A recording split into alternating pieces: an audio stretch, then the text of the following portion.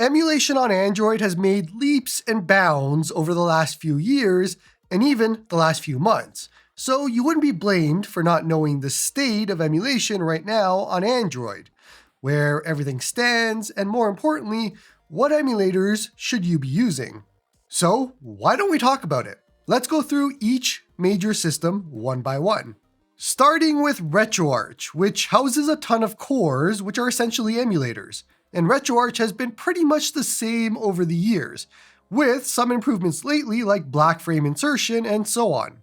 It is still the go-to best option for pretty much every console and handheld before we get to Nintendo 64 and PlayStation 1, although you can use it for those as well. So the Ataris, Arcade, NES, SNES, Game Boys, Sega consoles, and so on. For the most part, RetroArch is just RetroArch, and that's for good or bad. Most people's issues with RetroArch is the confusing UI, but it is a skill that you do have to learn, and once you do, it's a great piece of software. Now, Azahar, the 3DS emulator, just actually put out a core for RetroArch, so you can play proper 3DS games in RetroArch now, if you want to. Unfortunately, there is still no dual screen support, so DS and 3DS are better left to standalone emulators, especially if you have a dual screen device like the AYN4. And so, on that topic, let's talk about DS emulation. There is technically 3 different ways to play Nintendo DS that I suggest. There is the MelonDualDS DS core in RetroArch, which is called MelonDualDS DS just to confuse you. It is double the DS. Then there's the MelonDualDS standalone emulator, which also confusingly is getting updates through a nightly build, but the stable build hasn't been updated in over a year, which is weird. And lastly, we have the MelonDualDS emulator, and that was created to work with dual screen devices like the AYN4. Now there is technically a 4th option, or used to be, with Drastic. However, it is a dead project, and it really should only be used on extremely low-end devices like the Anbernic RGDS. But most Android devices can run MelonDS, and you don't really need Drastic anymore. Now, there is one clear winner here that everybody should be using, and it is the MelonDualDS emulator by Sapphire Rhodonite. Along with having all of the features and functions from both of the other options, it also has support for offline retro achievements, fixing graphic glitches in games like Pokemon Soul Silver and Heart Gold, fixes for HG Engine games like Heart Gold Generations, and per-game controller mapping.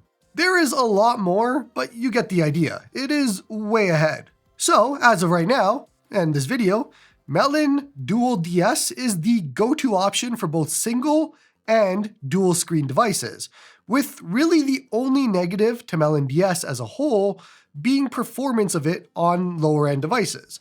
But otherwise, MelonDS is the best we have. Now, as far as actual DS emulation goes, pretty much everything is able to be emulated, with the exception being minor weird bugs for games that use things like the microphone, or that require super low latency, and so on. There is a small number of games that do have problems, but DS is pretty much a solved system. That brings us to 3DS emulation on Android, and while there is technically 2 options, there is really only one for Android users. The 2 options are Azahar and Citra MMJ. Azahar is the main de facto choice for all users. It has the most features, it's doing the most work, and it's updated daily and weekly with tons of new things. The devs have been doing awesome work. Now, if only they would support retro achievements. But, for instance, with the recent update, they've made major improvements to shader compilation to massively reduce the stutter that most were used to. They added integer scaling, new hotkeys, a hotkey enable button, and a lot more. Citra MMJ was mostly used in the past to get around the shader stutter in Azahar. There is an argument to be made to install both and test games on a per game basis, but if you want my opinion, Azahar is the go-to option here, and it's the one that you want to stick with. 3DS emulation as a whole has made great strides in the last few years, with only a handful or 2 handfuls of games that really struggle. And so besides those, 3DS emulation is awesome, especially with a Thor. Let's rewind back to Nintendo 64. And there is two ways to play Nintendo 64 using the M64Plus Next GLES3 core in RetroArch, or the M64Plus FZ standalone app via the Google Play Store. There is a paid version of that app that removes ads that I would highly suggest. Now, Nintendo 64 is a complicated one. RetroArch is far easier for most people. However, not every game works or is fixable on Android. There's also this weird little bug that makes some RetroArch N64 games launched from front ends not have working controls when you do it, which does require a setting change in RetroArch. But for games compatibility, for example, Pokemon Snap is unplayable with RetroArch on Android, something that is fixable through M64Plus FZ. Weirdly enough, on PC, Pokemon Snap is fixable in RetroArch, so it is a weird Android build issue. There are other oddities and issues with N64 on RetroArch that make M64Plus FZ the default best option for everybody to use, besides those that want retro achievements. For Snapdragon 8 Elite users, the RetroArch option was unplayable due to black screen issues for a very long time now, so there is that as well. Apparently, that's actually been fixed in the latest nightly, but I haven't tested that just yet. It is great news for 8 Elite users if that's true. Long story short, for everybody except Retro Achievements users, you're going to want to use M64Plus FZ. But N64 emulation is and always will be tough, and while most of the games that people want to play run just fine, you're going to have some trouble with some Nintendo 64 games as you go. Another complicated system to emulate is PlayStation 1, and you might think that I'm kidding, but I'm not. There is kind of two ways here. There is the Swan Station core in RetroArch, or there's the Duckstation standalone off of the Google Play Store. There is a third option that Linux devices use, which is PPSSX rearmed, but there is no real reason to use that on Android unless your device is from the 1980s. The major issue with the Swan Station core is that if you plan to upscale, you're going to run into slowdown for a lot of games in certain situations, depending on your hardware. For instance, Anbernic's T820 devices have massive slowdown in the beginning of Final Fantasy IX, or I've actually experienced slowdown using my Odin 2 Portal and AYN Thor in Final Fantasy VIII and Xenogears, both devices with Snapdragon 8 Gen 2 processors that should have no issues with PS1. But in all of these scenarios, Duckstation standalone has no such issues emulating all of the same parts in all of the same games, which points to Swan Station Core being a bit behind performance-wise. Now, the major negative to Duckstation standalone is that you can't use SyncThing with it, which is quite annoying. And if you want to use M3U files, it requires some workaround to get them to work with front ends like Emulation Station. Otherwise, for the most part, everybody should just be using Duckstation standalone on Android. I just wish the developer had implemented the ability to move that data away from behind Android scope storage for SyncThing users. PlayStation 1 emulation, though, as a whole, is a known quantity at this point. I can't really recall any major problems with it. It's a great system to emulate. For GameCube and Wii games, this will be quick, but it still is and forever will be Dolphin standalone. Dolphin has no real competition. It just works, and it still goes strong. There's been a lot of new updates to Dolphin, like adding GameCube and Wii retro achievements on Android, but also recently adding support for the Triforce, which was a whole arcade thing. But emulating GameCube and Wii with any controller, or even the real controllers, is a fantastic experience. One of the best emulation experiences that we have. Let's jump over to PlayStation 2 now, and we're back to being slightly complicated. The de facto PS2 emulator choice on Android is still Nether SX2. It is the best that we have, still gets updates, but it is severely limited in what it can do. There is a new PS2 emulator out though, and it is making great strides, and it is called ARM SX2. Even the Nether SX2 dev is helping them. While still early, there are a few benefits to using ARM SX2 instead of Nether SX2. For one, some games like Sly Cooper actually ran better on ARM SX2 rather than Nether SX2, as members of my Discord found out through Game of the Month when we played it last month. Another benefit is that HD texture packs seem to work in ARM SX2, where Nether has had compatibility issues with anything created after 2024. All that being said, ARM SX2 is still missing a ton of things, and so this currently is a case of maybe installing both, trying them on a game-by-game basis, or just waiting for ARM SX2 to mature a bit more, as it looks likely to be the option going forward in the future. But go in with the expectation that you may need to fix a bunch of games. For PlayStation portable games, this will be easy, but it still and always will be PPSSPP standalone. There is really no other option, and PPSSPP is probably one of the best emulators in the scene. Install it, use it, love it. PSP emulation on Android is pretty close to perfect. I can't recall any issues in any games over the years, and it just works. Then we get to Wii U, and there is just one option here. It's the CEMU fork by Sapphire Rhodonite, and that works with dual screen devices. CEMU hasn't had an update in months. They're not super quick with updating things, but this should and will be the best option going forward for both single and dual screen devices. However, Wii U emulation on Android is super early days. Don't go in expecting good compatibility, as a lot of games can't be finished, or they have problems being emulated. When it comes to PlayStation Vita games, there is only one option, and it is Vita 3K. Vita 3K actually is getting updates again, as it's now merged with the main GitHub, and so there is continuous updates to it. Now, not every update comes to the Android build, but enough does that means we should be seeing some really good improvements now. Vita emulation is still kind of rough across the board.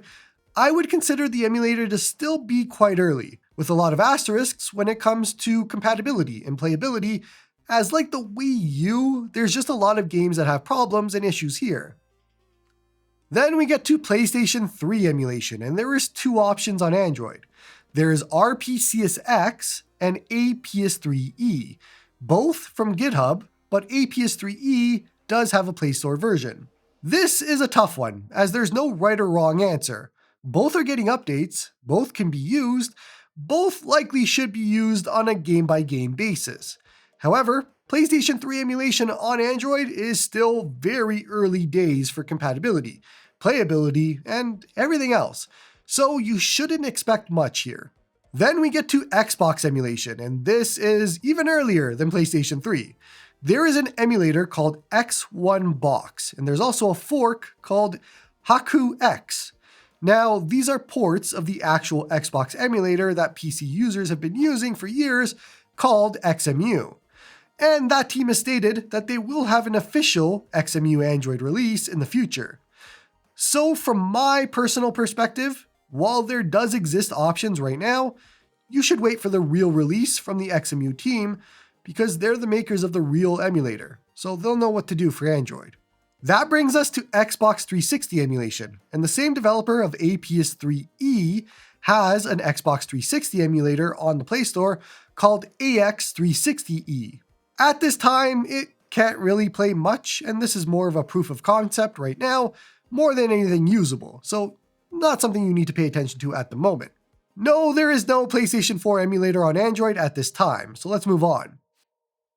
And we get to the Nintendo Switch, and for good or bad, there is only one Switch emulator option nowadays, and it's Eden. It's really the only one still doing updates, still existing, and still making major strides, which Switch emulation over the years have done a lot of.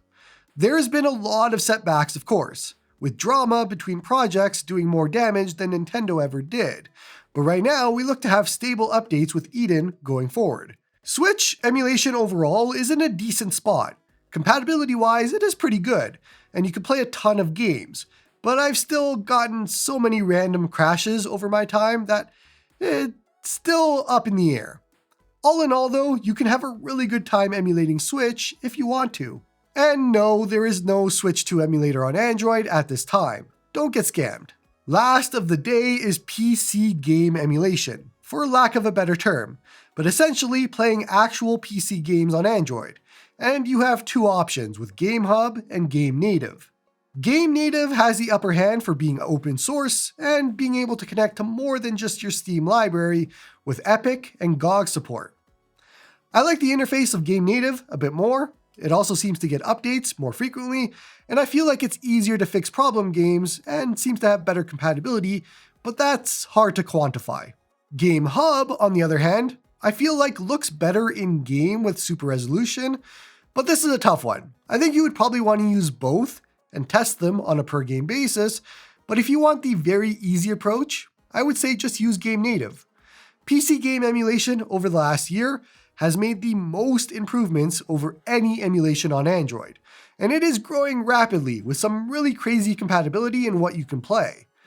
But as always, use caution here as not every game can work, and while many do, you will usually feel the heat or the fan noise because Android devices weren't really made for PC game emulation. And that's everything. I know visual people like lists, so let's do a very big list here and sort them all.